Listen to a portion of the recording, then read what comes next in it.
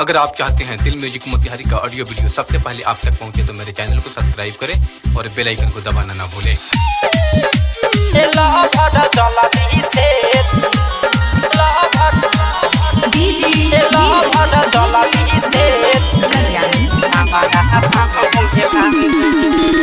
हमसे दशहरा में मिले आवरो जहो मैया के चुनरी चढ़ावल जाई खोजहो मैया के चुनरी चढ़ावल जाई खोजहो हमसे दशहरा में मिले आवरो जहो मैया के चुनरी चढ़ावल जाई खोज तो के याद करके रहन जो हतानी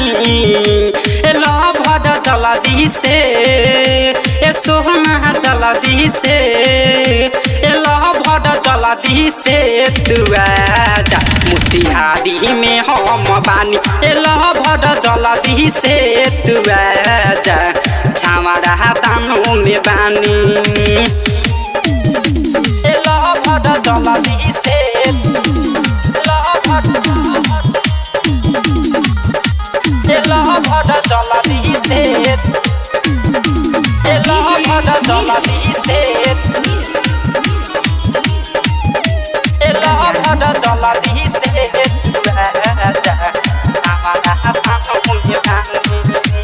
सब केहू रही पूजा पाठ में जानू हमनी रहे के अकेला में कबो चाट छोला कबो जलेबी काके घूमल जाई मेला में काके घूमल जाई मेला में सब केहू रही पूजा पाठ में जानू हमनी रहे के अकेला में कबो चाट छोला कबो जलेबी काके घूमल जाई मेला में नारियल चढ़ाई माई के मनाई कृपा कर दी है माता रानी ए लभद जल्दी से ए सोहना जल्दी से ए पगली जल्दी से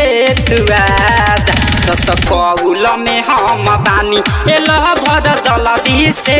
तू आजा दमघाड़ा वहाँ में हम बानी ए लभद जल्दी से लभद जल्दी से ए लभद जल्दी से ए लभद जल्दी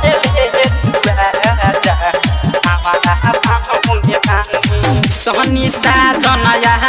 गईले मंदिर में हाजरी लगावे हो पागल पड़े मीरा हम तोहरा माई के गीतिया गावे हो माई के गीतिया गावे हो सहनी साजना गईले मंदिर में हाजरी लगावे हो पागल पड़े मीरा हम तोहरा माई के गीतिया गावे हो कर जनी देरी होता यो बेरी बतिया के हमरा लना मानी ए लभद जल्दी से ए लभद जल्दी से ए पगली जल्दी से तू आजा कटिया में हम बानी ए लभद जल्दी से तू आजा आधा पूरा में बानी रिकॉर्डिंग स्टूडियो